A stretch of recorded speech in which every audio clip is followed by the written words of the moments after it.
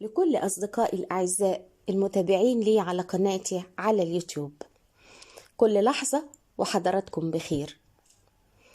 حابة أتكلم معاكم اليوم عن قيمة الفن الهادف في الدفاع عن الأوطان. في يوم 3 فبراير عام 1975 اندمجت إذاعات البرنامج العام والشرق الأوسط وصوت العرب في موجة واحدة تنعي وفاتها ثم تشييع الجثمان في جنازة شعبية ورسمية مهيبة. كل هذا من أجل كوكب الشرق أم كلثوم التي قدمت أروع مثال للدفاع عن الأوطان بالفن الهادف، كلمة ولحن وصوت. ليس هذا فقط، بل وقت الأزمة كانت كوكب الشرق جندي في الميدان بفنها كما الجندي في الميدان. أم كلثوم ونكسة 67. في الأزمات يظهر معدن الإنسان سواء على مستوى الأفراد أو الأمم، وهذه السيدة المصرية العظيمة كانت أعظم مثال للوطنية والعطاء والتضحية بالوقت والجهد والمال من أجل الوطن. فبعد نكسة 67 وهبت عائد حفلاتها للمجهود الحربي. جابت أم كلثوم محافظات مصر لإحياء الحفلات وجمع التبرعات، ولم تكتفي فقط بل غنت في باريس على مسرح الأولمبيك الشهير، وجابت الدول العربية من أجل مصر لإحياء الحفلات في الكويت ولبنان وباكستان وتونس والمغرب. ولم ينتهي عام 70 إلا وقد أودعت في الخزينة المصرية الكثير من الأموال.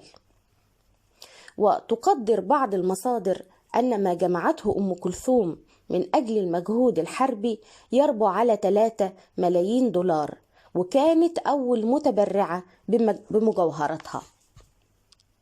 لأجل ذلك بقول لكل أم مصرية وعربية، من فضلك علمي أولادك إن أم كلثوم نموذج للفنان المعطاء لوطنه وقت الأزمات.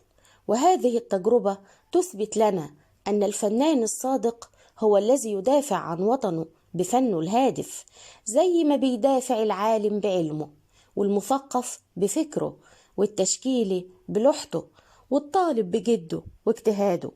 وكل هؤلاء لا يقل دورهم أبدا عن دور الجندي في الميدان اللي بيضحي بنفسه لأجل ما نعيش في أمن وأمان.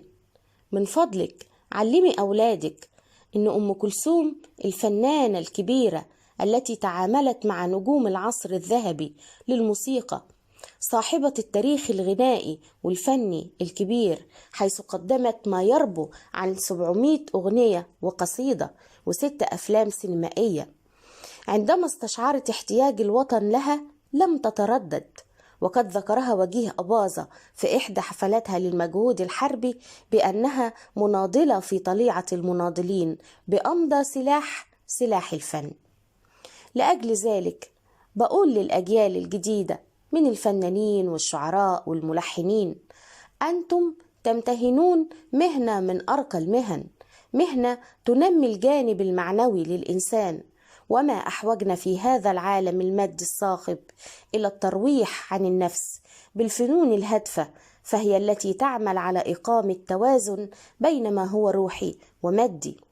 فالفن الهادف هو ما سيبقى، والفنان الأصيل هو من يسخر فنه الهادف للدفاع عن الأوطان. تحياتي لحضراتكم وإلى اللقاء.